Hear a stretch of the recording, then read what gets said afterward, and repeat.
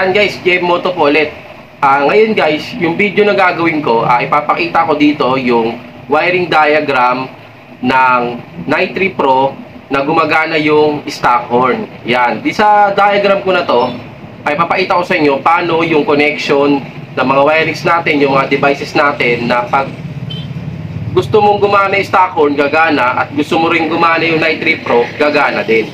Pero kasi tayong mga customer, na naiilang magpakabit kasi syempre pag gusto nila ng busina na mahina lang o yung normal lang, hindi na gumagana yung stock horn nila. Kaya ngayon, ipapakita ko sa inyo yung wiring diagram kung paano pagaganahin yung stock horn at paano rin pagaganahin yung Night 3 Pro natin.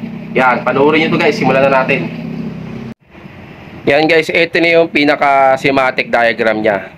Yan, syempre basic pa rin guys, yung battery natin connected siya sa input ng relay 30. Syempre may fuse.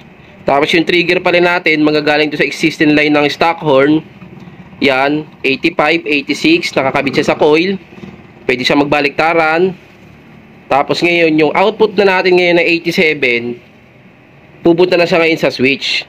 Yung switch na ito kahit anong tri-switch to, pero ang mas mabisa dito ay yung halo switch kasi isang press lang yon, magbabalik siya sa normal. Kumbaga normally close, common, normally open lang yon. Yan.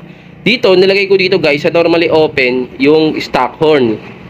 Tapos sa normally close naman, nilagay ko dito, yan, ito na yung nakakabit yung Night 3 Pro. Yan. Yung dito, yung color coding ng Night 3 Pro, yun pa rin yung binasihan natin. Yung sa Night 3 Pro na ginagamit natin.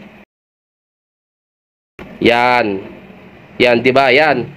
Ngayon, yung red niya nakakabit dito sa input na Night 3 Pro.